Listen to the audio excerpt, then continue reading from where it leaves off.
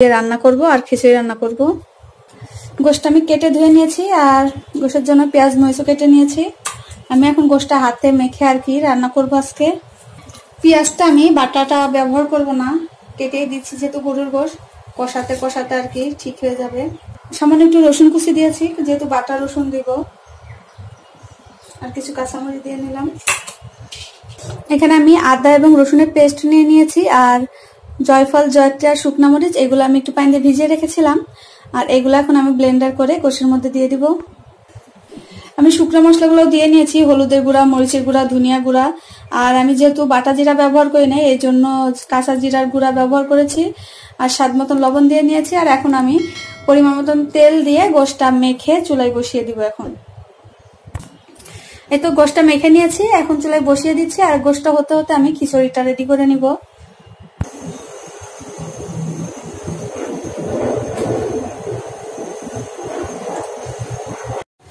আমি চুলাতে একটা ফ্রাই প্যান বসিয়ে নিয়েছি আর তেলও দিয়ে নিয়েছি পরিমাণ মতো। এখন আমি পেঁয়াজ মরিচগুলো দিয়ে দিব, যেহেতু খিচুড়ি পেঁয়াজ মরিচ একটু বেশি লাগবে। আর আমাদের কুষ্টিয়ার মানুষ পেঁয়াজ মরিচ একটু বেশি খায় মশলা আর কি। আর আমাদের কুষ্টিয়াতে খিচুড়ি এভাবে রান্না করে, আমি ওইটাই আপনাদের মাঝে আজকে শেয়ার করতেছি। খিচুড়িটা আমরা যদি বেশিরভাগ সময় হাতে মেখে রান্না করা হয়, হাতে মেখে রান্না করলে পেঁয়াজ, রসুন, কাঁচামরিচ এগুলো অনেক বেশি দেয়, খেতে ভালো লাগে আর কি। আর আজকে আমি কষিয়ে রান্না করতেছি, এই জন্য পেঁয়াজ মরিচটা আগে একটু ভেজে নিচ্ছি। আমি এখন আগে থেকে ধুয়ে রাখা পোলার চাল এবং মুগ ডাল দিয়ে দিচ্ছি, আর ডালটা আমি ভেজে নিয়েছি। আর খিচুড়িতে কিন্তু মুগ ডাল আর মাসকলাইর ডালটাই বেশি ভালো লাগে। আমরা সাধারণত পোলাও রান্না করতে যেভাবে চালটা ভেজে নিই, আমি এখন এই খিচুড়িটার জন্য এই পেঁয়াজ মরিচের সঙ্গে চাল এবং মুগ ডাল দুটো ভালোভাবে ভেজে নিচ্ছি।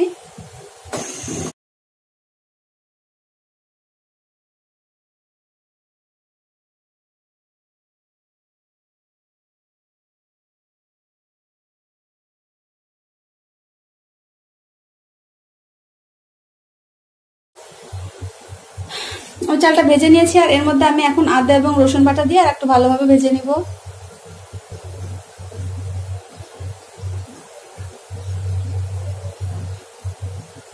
আমি 2 চা চামচ পরিমাণ রসুন বাটা দিয়েছি আর 1 চা চামচ পরিমাণ আদা বাটা,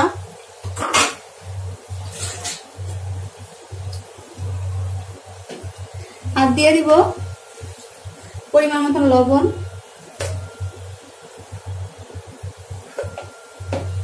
আমি আবার আর একটু, যেহেতু পেঁয়াজ রসুন দিলাম, যেহেতু আদা এবং রসুন বাটা দিলাম, এখন আমি আবার আর একটু চালটা ভালোভাবে ভেজে নিব। আদা এবং রসুন বাটা দেওয়ার পরে ভালোভাবে একটু চালটা ভেজে নিয়েছি, আর এখন এর মধ্যে আমি শুকনো মশলাগুলো এখন দিয়ে দিব। দিয়ে দিচ্ছি মরিচের গুঁড়া, যেহেতু কাঁচা মরিচ অনেক দিয়েছি, মরিচের গুঁড়া আমি কম দিব, 1 চা চামচ দিয়েছি। আর দিয়ে দিচ্ছি হলুদের গুঁড়া, এটা 1 চা চামচ থেকে সামান্য একটু কম দিলাম। আর দিয়ে দিচ্ছি জিরা গুঁড়া, কাঁচা জিরা গুঁড়া, ধনিয়া গুঁড়া। আমরা সাধারণত বসে যে মশলাগুলো খাই খিচুড়িতে ওইভাবেই সবগুলো মশলাই ব্যবহার করি। আর খিচুড়িতেও আমরা গোশ রান্না করলে যেরকম গরম পানি দিই, খিচুড়িতেও আসলে গরম পানিটাই ব্যবহার করে, যেহেতু পোলাও চাল দিয়ে বানাচ্ছি। আর এমনি সাধারণত নর্মাল চাল দিয়ে বানালেও গরম পানিটাই ব্যবহার করি।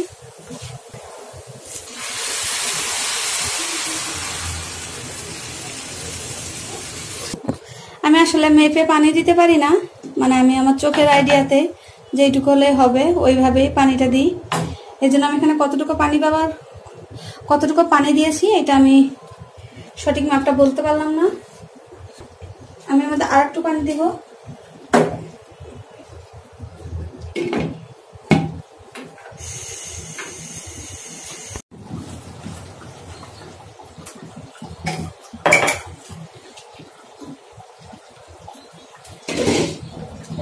খিচুড়িটা রান্না হয়ে গেছে, আর আমি খিচুড়িটা নামানোর আগে এখন আমি এলাচ, দারচিনি এবং সবকিছু মশলা আর কি, এলাচ, দারচিনি, জিরা, লবঙ্গ, আমরা গোশের জন্য যে মশলাটা রেডি করে রাখি শুকনা মশলা, ওই মশলাটা আমি এখন দিয়ে দিচ্ছি।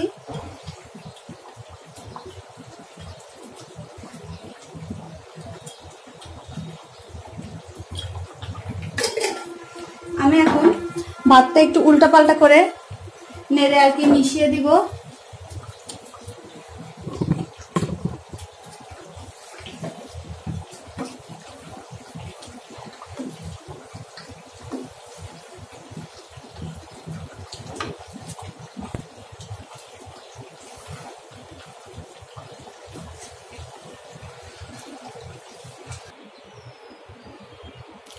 এই তো আমার রান্নাঘরটা পরিষ্কার করা শেষ, আর এখন হলো খাওয়ার পালা।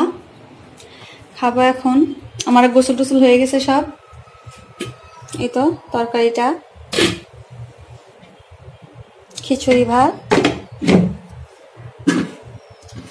আর দুধ জাল দিয়েছি, যেহেতু আজকে বাড়ি থেকে পাঠিয়েছে এই জন্য ফ্রিজে রাখার আগে একটু জাল করে একটু দুধ জাল দিয়ে নিয়েছি। আর মেয়েকে অবশ্যই একটু দিয়েছি, ও খেয়েছে। আমি এখন ভাতটা একটু নেড়ে দেখাচ্ছি, অনেকটা ঝরঝরে হয়েছে। এই তো আমি একটু নেড়ে দিচ্ছি।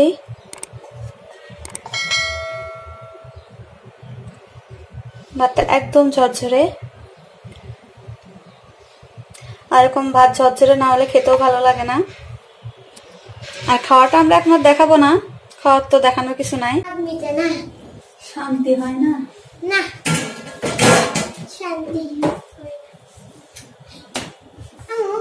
আমি ছোট্ট করে একটা পিস কেটে দিবা, হ্যাঁ 3 কোনা করে আমার হাতে দিবা, হ্যাঁ ঠিক আছে? আচ্ছা, এই জায়গা থেকে কেটে, এটা ছোট থেকে কেটে, হ্যাঁ ছোট্ট দিকে কেটে। এই তো মাগরিবের পরে এখন একটু তরমুজ কেটে নিচ্ছি। এখান থেকে দিব, হ্যাঁ এই পুরাটুকুই দাও, এভাবেই হ্যাঁ হয়েছে। হ্যাঁ পুরাটুকুই কেটে দাও, এভাবে একটা বাটিতে দাও, একটা প্লেটে। স্বর্ণের প্লেট।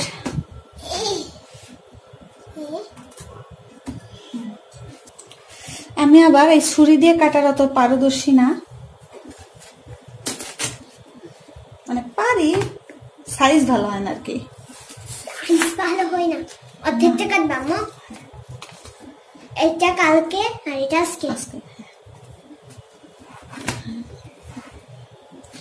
এই সাইডটা আজকে, এই সাইডটা হবে।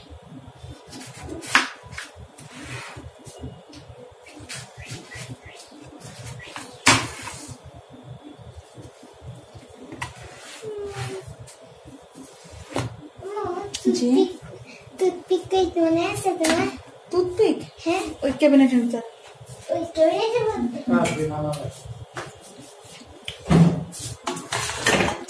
এখানে তুমি কাটো, তোমার গ্লাস সাইজ সুন্দর হয়। কাটো, তুমি উড়াও না, তুমি কাটো না। আরে কালো আছে। আরে কালো অত কি হয়েছে, আমি কি বসা নাকি? ঠিক লাগবে না গোড়া। এমনি হ্যাঁ, এত মোটা গোড়া কে? বেশি কালা হাত তো দেখাই গেল। নাও কাটো। না না শিখবে না। হ্যাঁ এইভাবে, হ্যাঁ হ্যাঁ এইভাবে।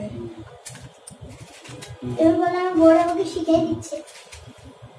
কি বলবো, বলবা আমার বড় আমাকে মানে এইভাবে তো আমি কাটতে পারি, তুমি যেভাবে যে এইভাবে নেও না সবগুলো একসাথে, ওইটা পারি না। তুমি করে বুঝ দাও, রাখো রাখো। আমি আইসক্রিম খাচ্ছি। এটা আরেকটু মাঝখান দিয়ে একটা কাটা দাও। হ্যাঁ আইসক্রিম খাচ্ছি। কি হলো তেরা বেড়া? বাবা দেখো আমি আমার কাজই তো এগুলা।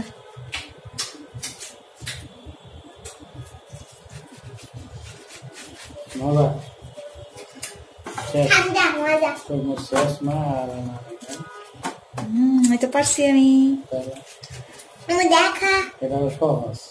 আমি আইসক্রিম বানাই খাচ্ছি, এই জন্য টুথপিক চাইছিলাম তোমার কাছে। তুমি আইসক্রিম বানিয়ে খাচ্ছো? সবগুলোর মধ্যে টুথপিক ঢুকাই দিই। কাটা সাইজ সেই হয়েছে।